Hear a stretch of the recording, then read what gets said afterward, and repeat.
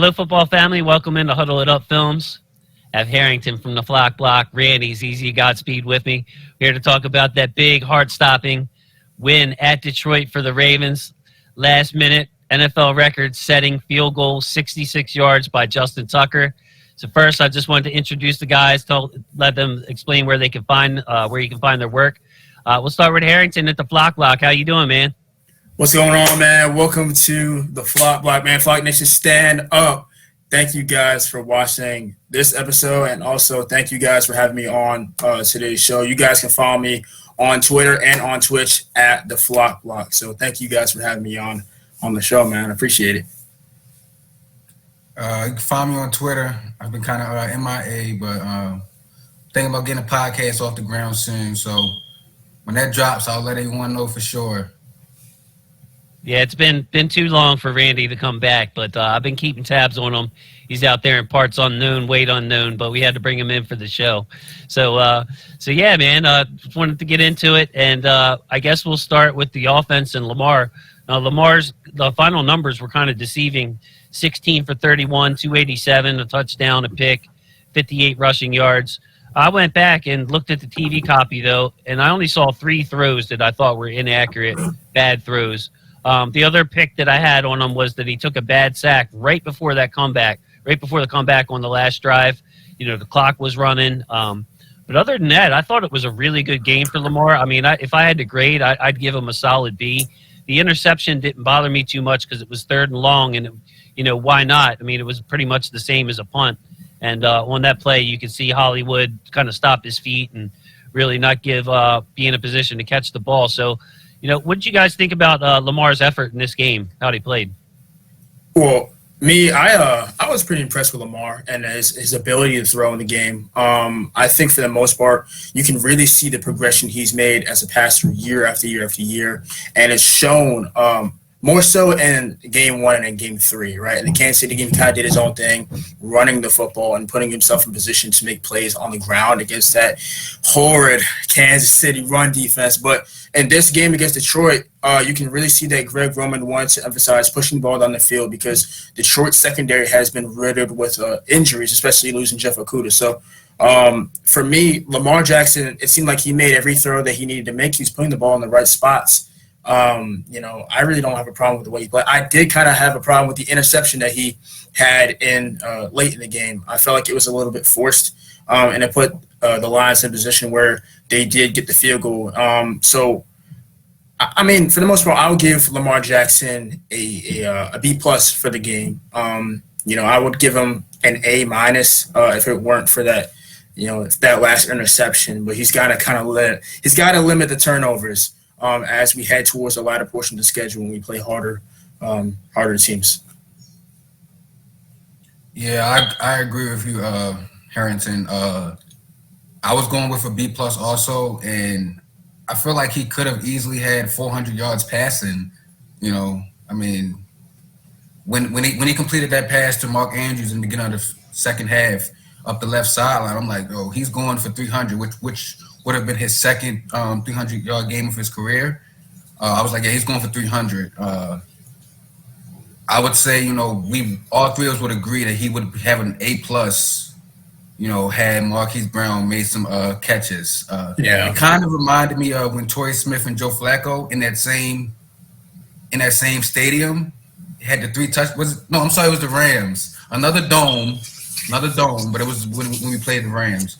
But it kind of felt like that, where it's like, hey, Greg Roman's like, let's just air it out today. Like you said, Jeff Okudah was out. So yeah, I would give him a solid B+.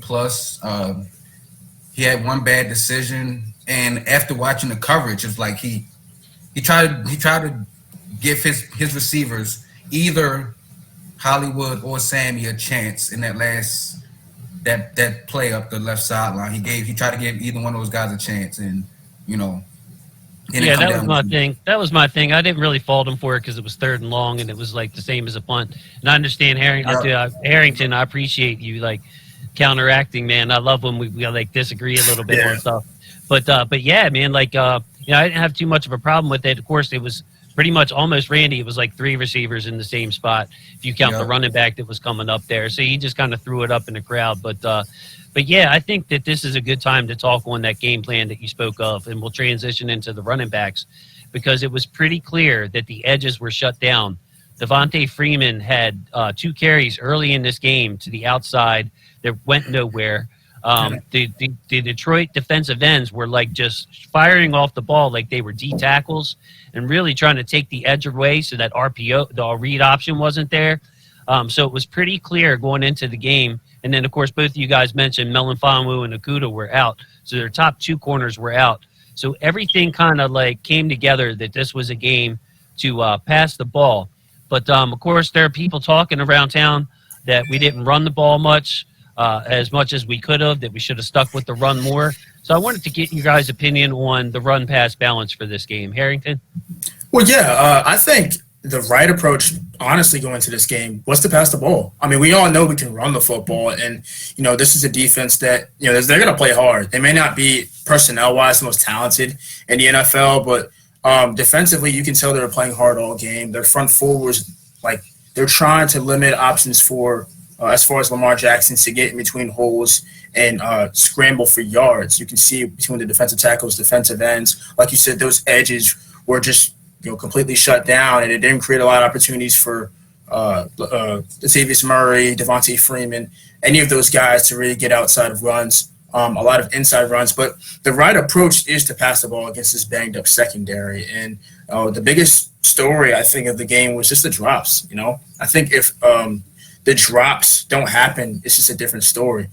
So this is just a case of plays not being executed, and people just kind of just complaining about the result more so than anything. But I don't think the approach going to this game was the wrong approach. I think that there are certain games where you have to look at the personnel and look at the way things are coached and say, how are we going to attack this? Just like the last game, when it gets a horde, like I said, a horde run defense, how do we attack it? Run the ball.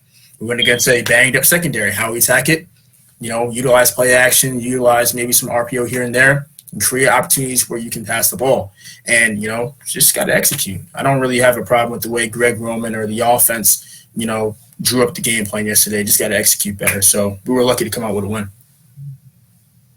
Yeah, I agree, Harrington. It's the pass concepts, all 3 weeks seems like, more people are getting open. It's better progressions. Obviously, Lamar reads his progressions really well, which is understood with the Ravens flop. But the national media, it seems that he doesn't look off Mark Andrews, but he definitely has different mindsets and where he wants to go with the ball. The pass concepts are great. It's just like you said, it's a part of executing. And I think if each run is popping off for 6-7 yards, then if we continue to pass the ball, then we can come on here today and say, why did we stop running the ball? But at a certain point, I think if you scratch Lamar Jackson's 31-yard run, it was like 80-some yards. If you take his 31-yard run out the game, it's like 20-some carries for 80 yards. So at that point, when we're used to running for 160 plus, I felt like Greg Roman was dialing up plays that consistently, got Lamar into situation where he could deliver strikes, dimes, whatever you want to call it, to open players. And like you said, we just got to execute that.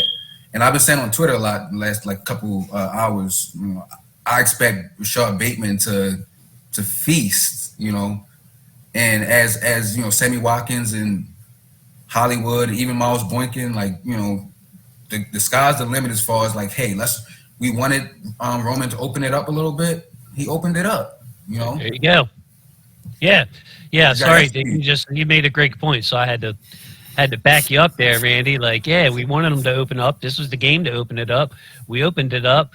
Like Harrington said, if players do their job, it's 20-0 at halftime instead of 10-0. You had a drop touchdown and a missed field goal. Could have been a completely different game. So, yeah, I'm sure somebody's thinking it. Now, the one part that I wanted to get to specifically with the running backs is Tyson Williams. Now, his numbers weren't good. If not for that 12-yard run where the offensive line pretty much pushed him half the way, his numbers per carry, his yards per carry weren't good. Neither were Murray's, neither were Freeman's. But I want to focus on Tyson himself and this lack of trust that the coaches think seem to have for him. Do you see it as a lack of trust like me, or do you think it's where he was in the pecking order and we were going more with the passing game here? How do you see Tyson in his role going forward? I guess maybe a good way to, if you could just speak on Tyson and the running backs. As far as Tyson Williams, it's hard. I don't want to say it's a lack of trust because we've seen the Ravens in the past utilize, undrafted guys and have them playing big roles, whether it's at running back, whether it's at inside linebacker, safety, whoever. A lot of guys have been able to come in as undrafted free agents and produce for the Ravens, but not this early. So I think, the Ravens are just trying to take a more careful approach as far as, Tyson Williams. There's probably something that they're seeing that we as fans or as the media, we are not seeing, that they, probably want to restrict their touches and, give it to Latavius Murray and guys who are more seasoned veterans. So I do think Tyson Williams, I do expect him to get more carries as the season progresses. And I also think this is a situation where Greg Roman wants to really utilize, his running backs and have them run by committee. So I don't want to say it's a lack of trust. I just say they want to get him acclimated into the system gradually, just because it's so early in the season. He didn't really get a lot of first reps with the ones up until the Dobbins injury and up until the Edwards injury. So I think we just have to be patient and see the amount of touches go up. If we go back to Gus Edwards in his rookie year when he was with Lamar, he didn't even play the first portion of the season up until Lamar Jackson started. So I think you just got to be patient and wait to see what we can get out of Tyson Williams. Now, going into the second half of the season, if this continues, then there's probably something wrong. But, when you got other guys in this backfield that can also run the football in certain situations, I don't think it's a situation where the Ravens coaching staff doesn't trust him. I think that they want to get a young guy who's kind of inexperienced. They want to get him used to the system, because it's a very complex run scheme. Harrington, I want to piggyback off of that because they, for all rookies, they make them work, but it seemed like they were getting ready to go to this man until the fumble on the sideline that was out of bounds, the missed pass protection. So you don't think that has anything to do with his reduced carries in the last couple of games? Well, yeah, certain mistakes definitely has somewhat of an impact.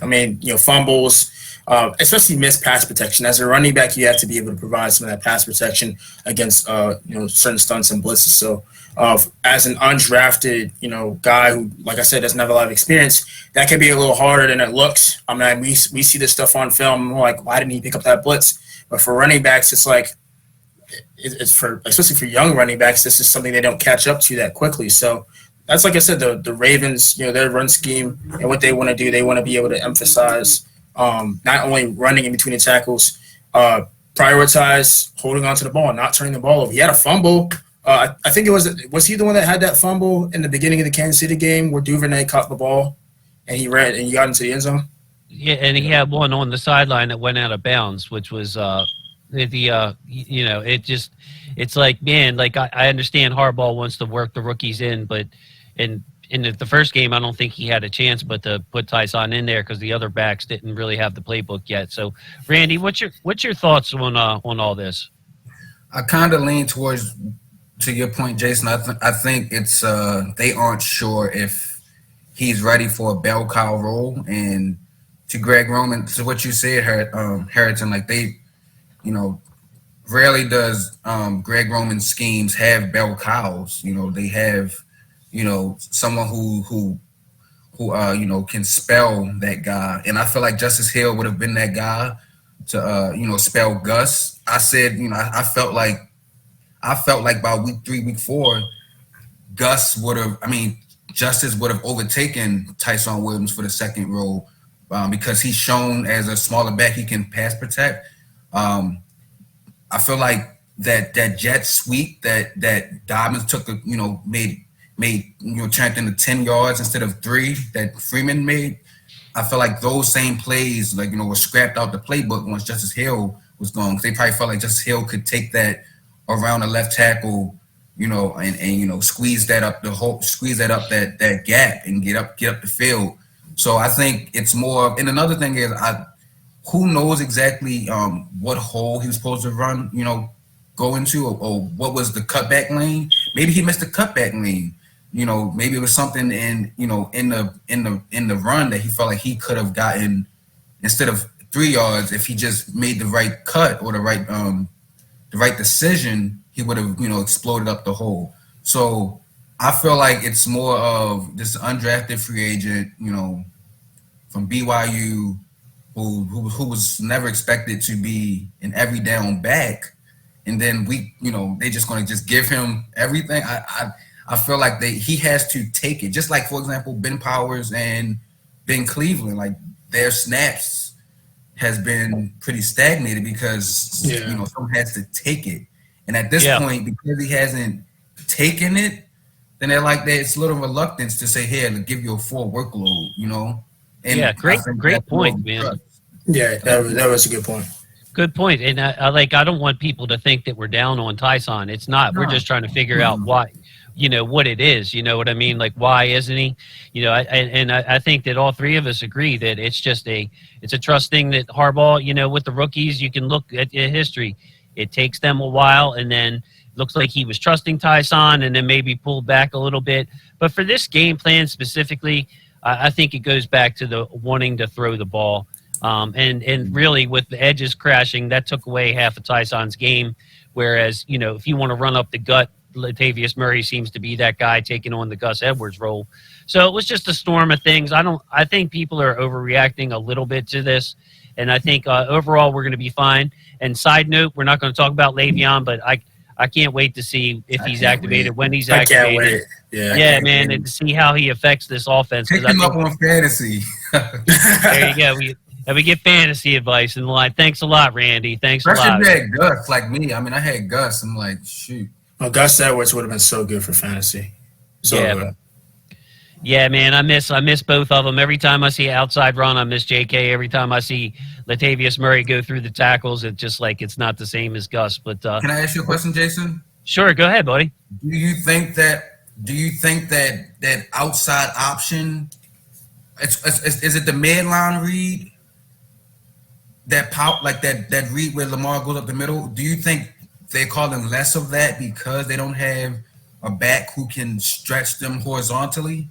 I think that is part of it, but yeah, you got to be able to threaten that edge, and I don't know if Freeman does that at this point. Tyson can do it. They can also use Duvernay or somebody else in that sweep role, but yeah, I mean that's a big part of it. You can, if you want that defensive end and everybody to kind of respect that outside option, you better have somebody with some speed, and I don't know if we have that yet. But I'm pretty sure, Randy, we're going to see a game plan where that's part of it. I think we've seen some of it. I can't remember the exact situations in the game plan. Maybe Kansas City, we hit them with a couple of times where Lamar was going up between the tackles. But yeah, man, that's where having that, like, even if we use Duvernay or somebody else, Hollywood, somebody else in the speed role to make them respect that outside. That's what I'm kind of looking for in that. Yeah. Yeah. This O-line, though, it's a week-to-week basis. I thought that this was the first not great game for Kevin Zeitler. So I wanted to point out that he was beat a couple of times. He had a penalty, including late in the game on that stunt that Lamar almost took a sack, and it would have pretty much ended the game. Lamar scrambled outside and got out of bounds to extend the game. But it wasn't a great game for Zeitler. I think McCary and Villanueva hung in there, but they're going to be susceptible to power all year. If you really get into them and get under them, you can move them. And Lamar showed some great poise on some of these throws, just hanging in and trusting them to just not get him blown up. But the exciting part to me is Bradley Bozeman looks great at center. I went back and watched. He looks like it's just so great to have a strong center. And then both Benz, Powers, and Cleveland both do their own thing, and it's a really good battle in there. Like you were alluding to, Randy, Cleveland's got to take it and earn it. But Powers is doing some really nice things in there, too. So what do you guys think about the O-line? Any kind of general thoughts on how they played yesterday? Well, I've really liked what I've seen from the interior offensive line for the most part. Obviously, for this game, it was a little bit of a struggle. But For the most part, this whole entire season, I've liked the interior offensive line more than I liked the tackle position. I know that we've had the injury to Ronnie Stanley, and in the first game, where all the Villanueva was frustrating to say the least. But he made that transition from left tackle, from right tackle to left tackle. It seemed like he played very well. Now, granted, Kansas City's pass rush, as far as outside pass rush, isn't that great. I know they try to, have Chris Jones move from in and out and, kind of mess up things for Steve Spagnuolo because of those read options and quarterback runs. So we're going to be seeing some better pass rushes. I want to see how the tackles do in terms of how they're going to protect against Myles Garrett, Jadeveon Clowney. Next week we play Von Miller. Weeks and weeks down the line, we're going to face TJ Watt. So how are these tackles going to perform? But for the most part, the really impressive thing has been left guard. And, Ben Powers, Ben Cleveland, really been switching in and, providing a boost at left guard. Center, Bradley Bozeman, he's been really good. And he's been as advertised. I really like what he's bringing at center. Kevin Zeitler, not every game is going to be perfect, but he's one of the more trusted guards we have in the league. For the most part, I'm going to be confident about what we can do in terms of the interior offensive line. And you mentioned Lamar, Jason. There was one throw where he made early in the game where it looked like an offensive lineman was being pushed back pretty much on Lamar's leg. It was the touchdown throw. It was the touchdown throw to Duvernay. Lamar made a great throw. That's an example of poise in the pocket, not being fazed by pressure, and just delivering a dart in the back of the end zone. So that right there, of course, you're going to face pressure, but how are you going to react under pressure? It's just the tale of two quarterbacks. One's going to be able to make throws under pressure, and the other, you throw pressure on him with all these different disguises and blitzes, and the numbers show that he's going to struggle. So, offensive line, we did, for the most part, pretty good so far, and we'll see what happens when Ronnie Stanley comes back. I'm interested to see who's going to get that right tackle spot because, McCarry, he's been pretty much solid for the most part. And Villanueva, based off what we've seen at that position, Max Crosby looked like, J.J. Watt in week one. So we'll see what happens. But offensive line's been pretty good. Yeah, I'm going to piggyback off what Harrington said. My biggest concern going forward is the tackles, simply because Harbaugh didn't sound like Stanley was coming back anytime soon. And to your point, Harrington, that was Alejandro Villanueva who almost stepped on our franchise's ankle on that touchdown pass. And I mean, I love it that Lamar's just standing back there, poised, ready to throw a dart. But it's been a few times where a lesser quarterback would have been sacked. Lamar masks a lot of deficiencies in our offensive line, and it's the reason why the Steelers got rid of him. And our offense. Not saying he can't do the job at left tackle. If he's our left tackle for the next 14 weeks, I'm not very comfortable with that. I just got to be honest.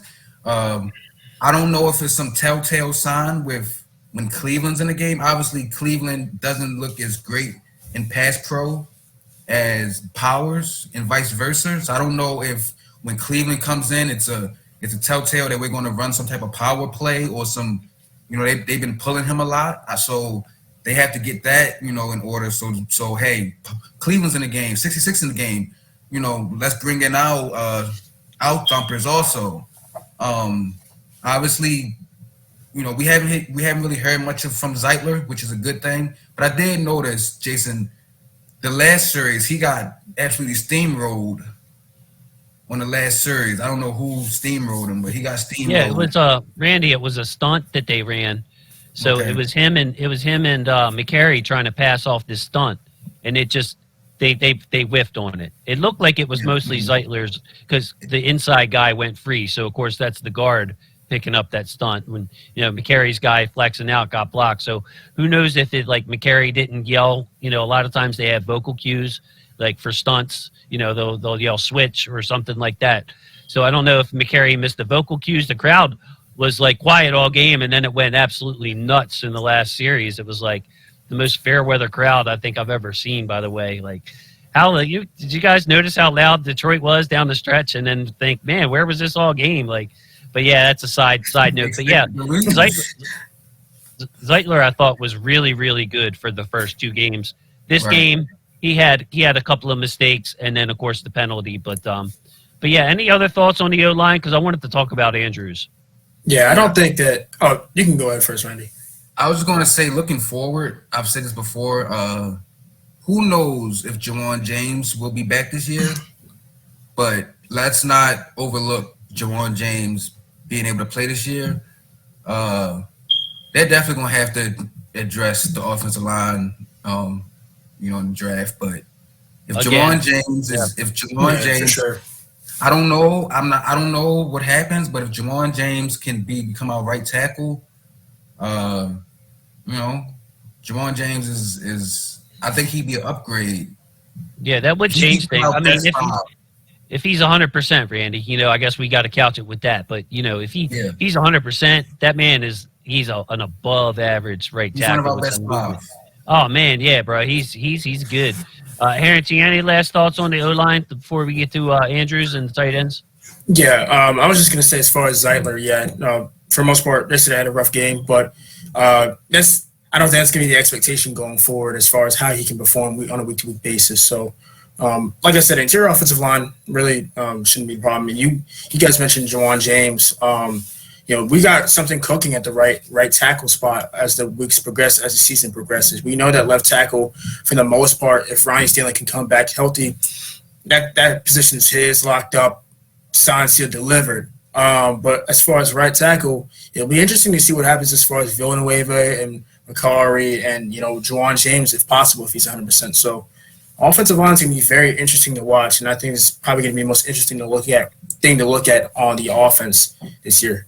Yeah, I'm going to probably talk about Stanley on Wednesday when I do my preview show. But, he finished that week one game against Vegas. And then a lot of times when you come back from an injury like that, you have that scar tissue breaking up, and it makes it incredibly painful. So, but like Randy said, I did not like what Harbaugh had to say. I thought it was going to be, look, Ronnie's week to week. He's dealing with pain. We're going to be cautious with our franchise left tackle. And that really wasn't what he said. It was kind of like he may not play again. Right. It was almost like Randy, you want to hear my honest opinion? Sorry, and this is just off the record. So if I upset any of the listeners, I apologize. But I have a feeling that it's a mental and physical pain tolerance thing with Ronnie, that he's going to have to play. Maybe he doesn't feel he's right. Maybe he doesn't feel he can do his 100% job. But I feel like he could play if he got the correct pain tolerance treatment. Maybe he doesn't want any of that junk in his system. I'm kind of hopeful that Ronnie's going to come back. I don't think he re-injured it. Put it that way. He finished the game and looked the same. So, of course, that's all conjecture on my part. If you disagree, please don't take it personally. I'm just throwing out there what it looks like to me, and based on what I've seen. So yeah, that's just my own personal opinion. Again, I don't have nothing to back that up. That's just speculation, pure speculation on my point. But the fact that he finished the game on week one and then didn't play well kind of makes me think that it's more mental than physical. But yeah, on Andrews. I also wanted to say the negative I had, he had that senseless penalty near the goal line where he grabbed the guy's face mask. Oh, yeah. Lamar would have scored, or I think he was close to scoring, or whatever it was. But other than that, he drew attention on Duvernay's touchdown. If you remember, Lamar did a really good job. I don't know if it was his second or third read, but Andrews took two guys across the field. Duvernay was wide open, like you guys said. Lamar was getting closed back on his, Villanueva was getting pushed back into him.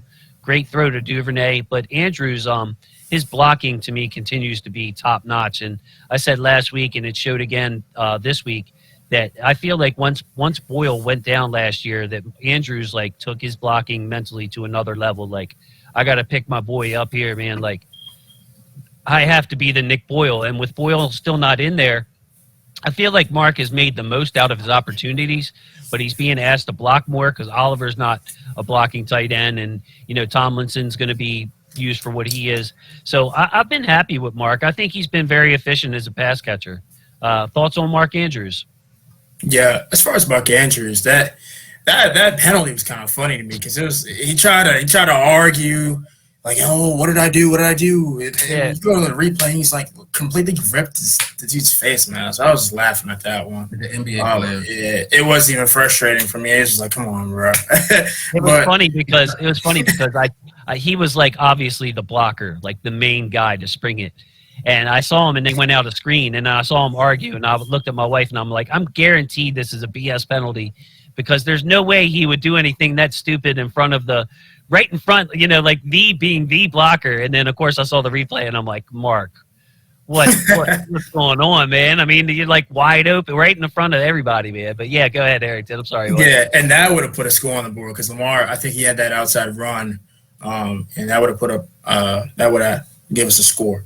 But no, that's definitely a good point as far as Nick Boyle, the absence of Nick Boyle. I was kind of looking at that as far as Mark Andrews and his game since Nick Boyle went down in the Patriots game last year. How are these tight ends going to step up in run blocking and in pass blocking? What are they going to be able to do in terms of protecting Lamar Jackson and also run blocking in situations where we need to run the ball? And Mark Andrews has definitely improved. And I think this is something we have to talk about a lot more is his progression as a blocker. So, yes, we all know that Mark Andrews grabs a lot of attention from defenses, especially in the middle of the field and between the numbers as a pass catcher, which creates other opportunities for some of these other receivers. So that's definitely, something you have to acknowledge. And his ability to just create plays in the red zone, his ability to create plays along down the sideline, and he's such a big weapon for this team. Mark Andrews, a lot of times people give him, crap for not showing up in some of these bigger games, but Mark Andrews, I think that he was, he's showing why he deserves that contract.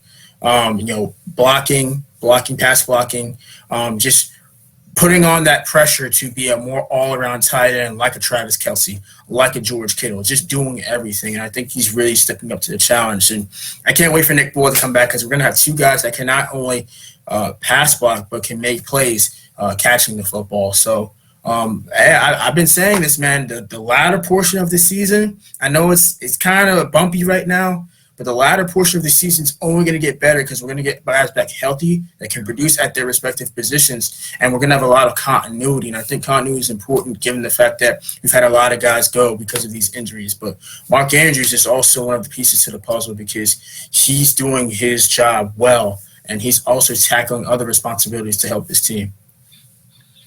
Yeah, piggyback off that last point, I think the end of the season injury reports is way more important than right now. Obviously, we had some guys that is out for the season, but we get healthy at the right time, get on the run. I feel like Lamar only had Jason. I felt like you said 3 throws. I only remember 2. The deep ball to Marquise Brown, and then the extended play in the end zone to Mark Andrews. I had 2 to Andrews and 1 to Watkins. Okay. I think 2 of them. I think all 3 of them were around the end zone. By the way, I could be wrong on that, but Watkins and Andrews were actually on the same drive, first drive of the third quarter. If you want to go back and watch it, anybody that's watching, but yeah, right. I had 2 for Andrews, 1 for Watkins. I'm sorry. The one where had he thrown towards Mark Andrews' momentum, it would have been wide open, but Mark Andrews had to turn to his right shoulder. That was one, yeah. It was a bad throw, and Lamar pretty much, he let everyone know it was his fault. It was a bad throw. So if you add that one, then we're talking like 6 catches for probably one of his best games ever in that aspect. I would say that he needs to continue to be that security blanket, continue to draw the coverage, because eventually he's gonna feast even more when they say, hey, this guy has weapons on the perimeter that can, he'll have Travis Kelce type lines, because you can't just clog the middle when you got Bateman and Brown and Watkins. So it's a testament to him that he's been this great for this long with the weapons that we've had on the outside. So I think 5 for 109, like he's going to get a couple more of those games just because like you gotta respect Sammy Watkins. You gotta respect Hollywood. You know, you gotta respect those guys. So, you know, I think more of the same for him. You know, and when Nick Boyle comes back, he's a very underrated receiver himself. You know, in his short yardage, you know, around, you know, getting out into the flat, you know, putting his head down, getting an extra couple yards. You know, some of the things that we expect from Nick Boyle to do. And that, you know, that'll allow, you know, Mark Andrews to be freed up a little more for free releases and stuff like that. And I feel like he's running out of the slot more. You know, I don't, you know, we don't have the all-22 to really, but I feel like he's running in the slot more than he did last year. He's running more routes from the slot.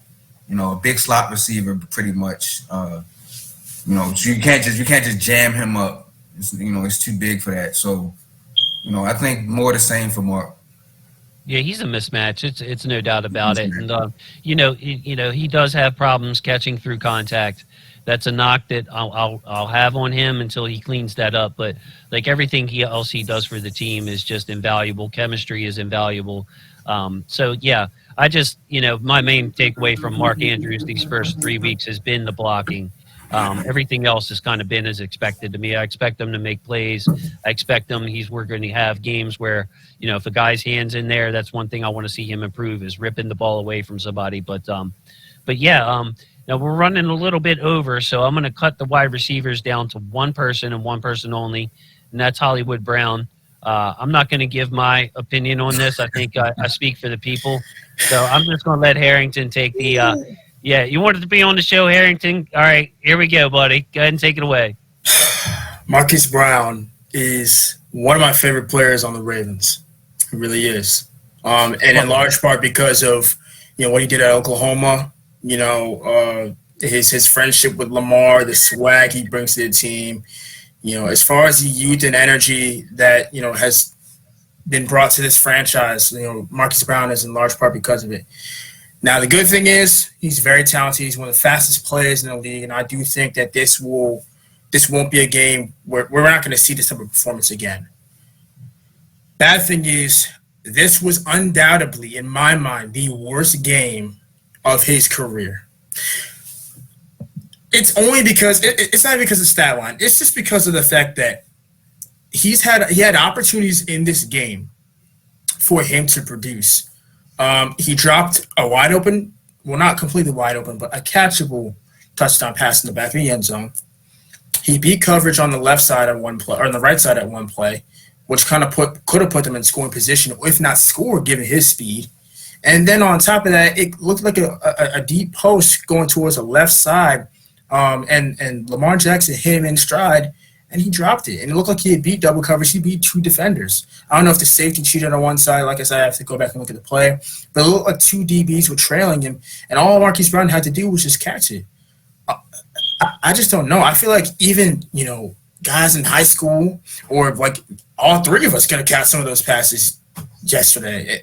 It was just frustrating. And, you know, I saw a tweet on Twitter, and it was like, oh, man, how the Ravens almost lose the Lions. And it showed a clip of all three of the passes that Marquise Brown dropped. Listen, I love Marquise Brown. I like his swag that he brings to the team. I really do.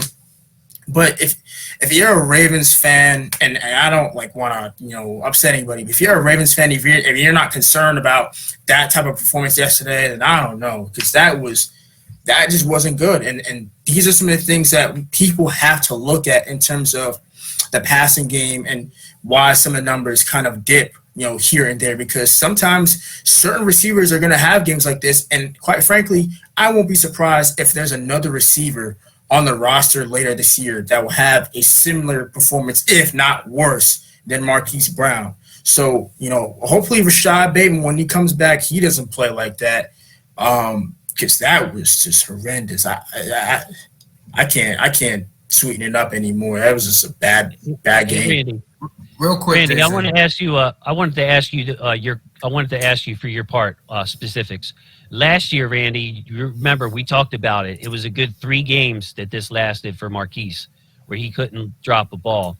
Now, are you worried about that at all? Do you think that this might pop up later in the season, or is this just an off day? Like, how are you feeling about this, Randy? So let's go back. He's had an issue of the dropsies last year. He's had issues with drops, along with Lamar Jackson giving him out routes, 5-yard out routes that's just like in his hand. And I'm sorry, like you said, Harrington, I played receiver. I don't want to sound arrogant, but I mean I played receiver in a really good conference in Maryland, and that's inexcusable in high school. The one where it hit his helmet, that's Coach Williams and Coach Martin saying, get your hand out, catch the ball, then run with it. He wanted the basket catch it. No, go get it. And the last thing I would say is, I'll give him a positive. His yards after the catch is so encouraging now. He's not trying to fall to the ground anymore. I will say that. So I don't like to move forward. I don't know who's going to get the contract because they can't pay all these guys. But him making something happen after the catch is very encouraging. Get on the jugs machine. Work with James Crochet, who's apparently one of the first guys out there on the jug machine. Get with Coach Martin, T. Martin, Keith Williams. You know, it's a rectifiable issue. Like, you just have to put the work in. It's a mental thing. Like, he has the physical tools. He's 180 now. He's not falling on contact. You know, he's cool. Just, you know, let's just rectify it real quick. Like, let's not have this happen in week 12 when we need you on 3rd and 12, you know, and Lamar stands in the pocket and delivers it to you and it's just fumbles. Like, that's what I can't accept. I can accept it now with the win. And we have to look back to last year. He had some drops last year that were baffling to me. So I don't think he had a game. I don't think it's something we can just overlook. It's something with him, like Brashard Perryman. We wouldn't give Brashard Perryman a pass. So let's not give Hollywood Brown a pass for dropping passes he's supposed to catch and then run with the ball. I'll make this real quick. I don't think Marquise Brown has had a game this bad. Like, I understand he's had drops like in games over the course of his career this far. I just don't think that he's had games this bad. And also Brashard Perryman, I don't think that the ceiling was ever that high for Brashard Perryman. Like, if you look at Marquise Brown coming out of Oklahoma, like, he was a play-making star instead of wide receiver. Him and CeeDee Lamb at Oklahoma were top, like, cream of the crop. Like, so much so that Gus Johnson gave him a whole nickname. So I think that when you look at Marquise Brown, the ceiling was so high for him, and also he was related to Antonio Brown. So we all had high expectations for him to be making plays in Baltimore and be the answer as far as the lackluster passing game that was the Ravens' passing offense. So I just think that Marquise Brown, he's just gotta do better. He's got the speed, he's got the athleticism, he's bulked up, and like you said, yards after catch, I have been watching it has been improving. It doesn't look like he's just falling to the ground, just sliding down. He's trying to get those yards after catch. He's trying to make efforts to gain more yards. He's just got to do better as far as catching the football, because there has been games where he, the ball's in his hands and it, bounces off his helmet, where he doesn't catch the ball. And like you said, when the contracts come around, I don't know. I really don't know what receiver on this roster that we could, see, getting another of the younger receivers, because we'll see what happens with Sammy Watkins. I think it's Bateman. Well, I think in a few weeks, Bateman will be Lamar's favorite wide receiver target. That's how I feel. Well, so we'll have to see on that. I guess we'll just leave it there for now. But yeah, I mean, I think I can see why we're talking about Hollywood's contract, because that's going to be a hot button issue around town. I mean, I wouldn't honestly. I'll put it out there, just like your hot take on Ronnie. Go ahead, man. I don't think his potential was ever as high as Brashard Perryman, because he's not going to consistently be able to beat people at the X receiver. I'm not going to pay a Z or a slot receiver when Bateman has proven that he can beat out all-pro receiver as a rookie from the X in press coverage.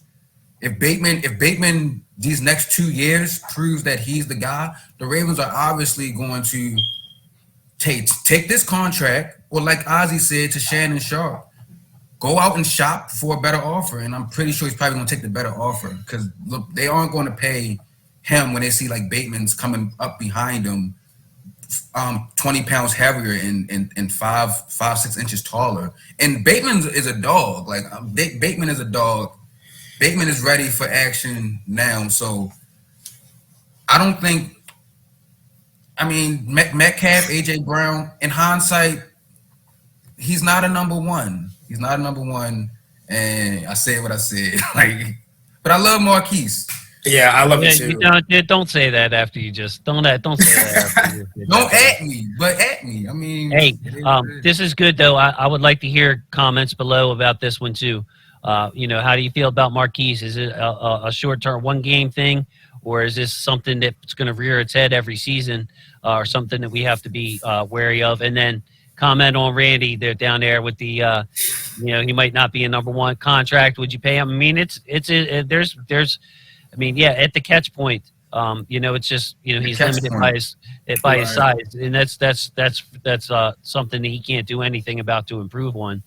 Jason, let me get it's gonna be a very, very interesting discussion. Jason, what's your opinion, bro? Is he a number one?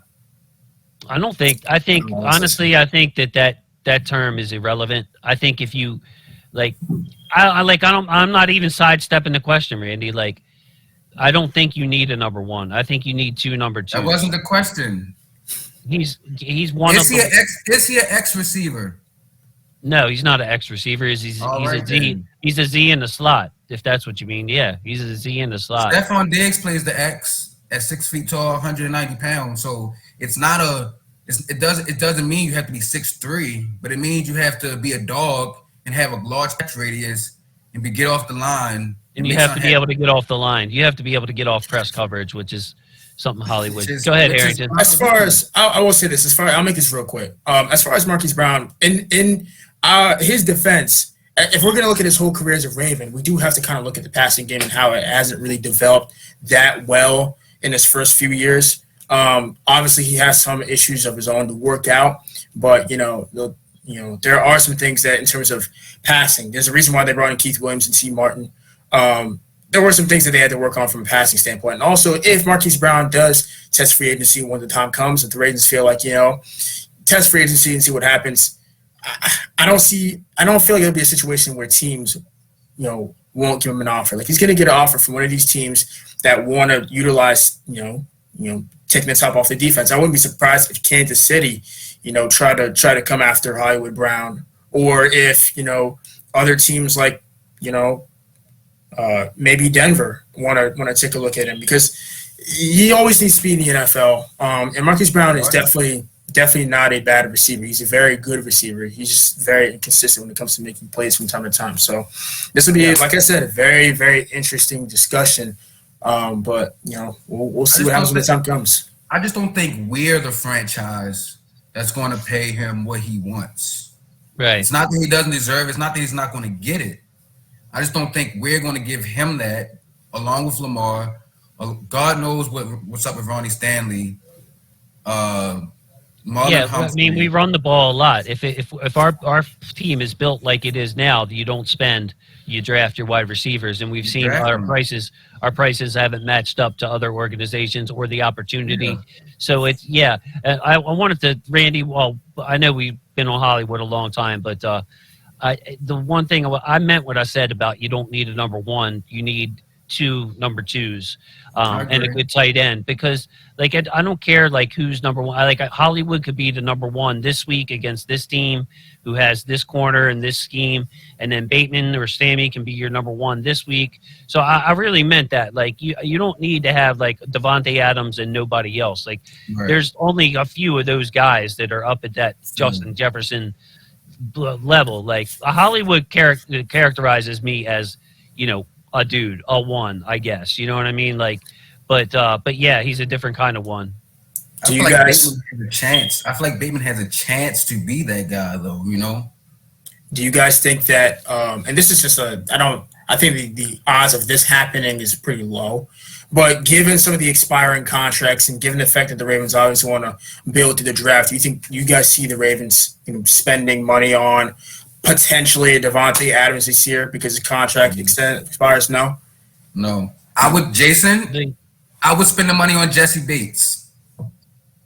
Yeah, that's my guy, by the way. If I had to choose it, I would find a playmaker on the other side of the ball.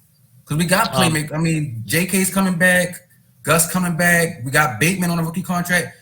I would spend the money. We don't have a Chuck Clark looked really great yesterday. We didn't get to the defense. He looked like Buda Baker out there yesterday. He did. Chuck Clark. I really like Chuck Clark. But, He looked amazing. but answer your question, Harrington. We don't have the space, and we can't free up anymore. Like it's great that every dollar counts and all, but we've already restructured pretty much everybody we can. We can free up like about if I did the math, we can free up like another 2-3 million, and that's it. Like that's it. Really? Unless somebody wants to take a straight pay cut. So trading for somebody at this point is like a long shot because they're going to have some salary owed to them for this year. I mean, I'm just talking about this year. Next year we'll have plenty of money, plenty of room. Right. But it's. I wasn't really talking about a trade. But I mean, even if they were to sign him in free agency, probably. Oh, yeah. If for a sign, because Devontae Adams, his contract does expire at the end of the season. I know that Aaron Rodgers is most likely not going to come back to Green Bay, and it looks like if he's not coming back, Devontae Adams is not going to come back. So that's why Yeah, I don't see it happening because of Randy's point of, we're not going to spend all that money on wide receivers, but I mean, it would be exciting as heck. Like from what I heard from everybody, we were legit in on Julio Jones, like legitimately in, and then we just couldn't get the cap straightened out by the time he became, the certain dates didn't work out and all that other stuff. If you know what I mean, the post June this and all that other stuff. So, but yeah, guys, we're going to wrap it up here on the offense, and we're going to do a separate show for the defense. So last minute audible here.